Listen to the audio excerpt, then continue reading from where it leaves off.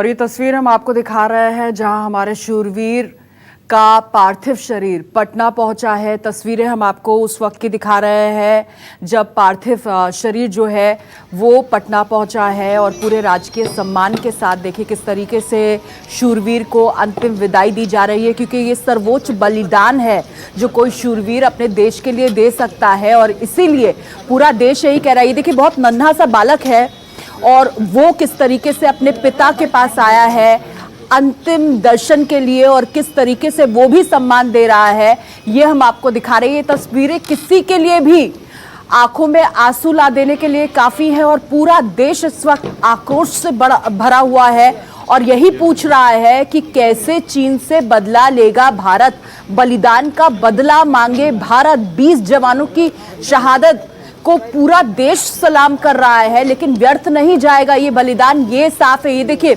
एक एक कर परिवार वाले जो है वो पहुंच रहे हैं।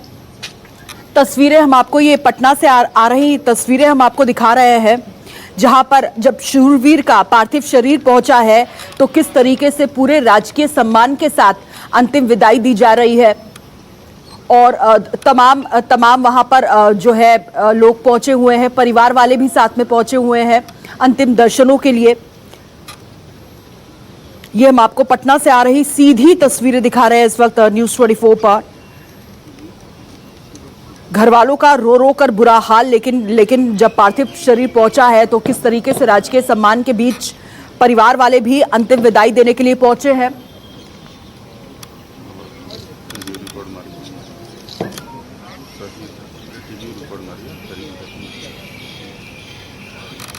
शूरवीर सुनील कुमार का पार्थिव शरीर जब पहुंचा है, शहीद सुनील को किस तरीके से सलामी दी जा रही है वो हम आपको तस्वीरों के माध्यम से दिखा रहे हैं।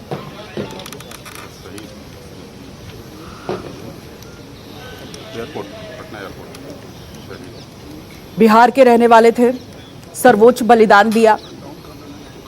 चीन ने घात लगाकर हमला किया था दरअसल अनप्रोवोक्ड और उसी हमले में हमारे 20 शूरवीर शहीद हुए हैं और जैसे जैसे पार्थिव शरीर उनके घरों तक पहुंच रहा है, जो तस्वीरें आ रही है, यकीन जानिए हमारे लिए वो तस्वीरें दिखाना बहुत मुश्किल हो रहा है, आंसुओं को रोकना बेहद मुश्किल हो रहा है।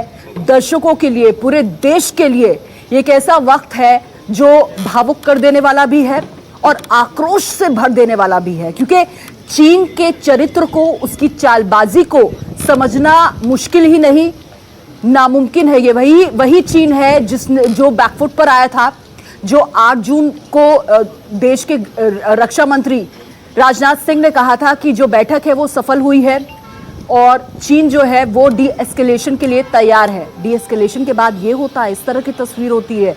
एक तो अनप्रोवोक्ड हमला होता है और उसके बाद उसका पूरा ठीकरा ग्लोबल टाइम्स, जो कि माउथपीस है चीन का, उसकी तरफ से भारत पर फोड़ा जाता है और ये कहा जाता है कि भारत की तरफ से इस तरह से हुई थी। और याद करिए, न्यूज़ 24 आपको लगातार बता रहा था कि मार्च से चीन की कारस्तानी जारी थी, वो लद्दाख में LAC पर इसी तरीके से भारत के सब्र का इम्तिहान ले रहा था। आपको बताएं, कटीले तार उस तरफ से फेंके जा रहे थे, हमारे सैनिकों पर पत्थर फेंके जा रहे थे। जिस तरीके से पाकिस्तानी समर्थक जो आतंकवादी होते हैं वो पत्थरबाजी करते हैं, वो कर रहा था चीन। ये PLA का चरित्र है, ये पीपल्स लिबरेशन आर्मी के सैनिकों का असली चरित्र है जो LAC पर नजर आ रहा था। डंडे फेंके जा रहे थे और इसी तरीके का अग्रेसिव हमला हुआ, स्टैंड ऑफ था।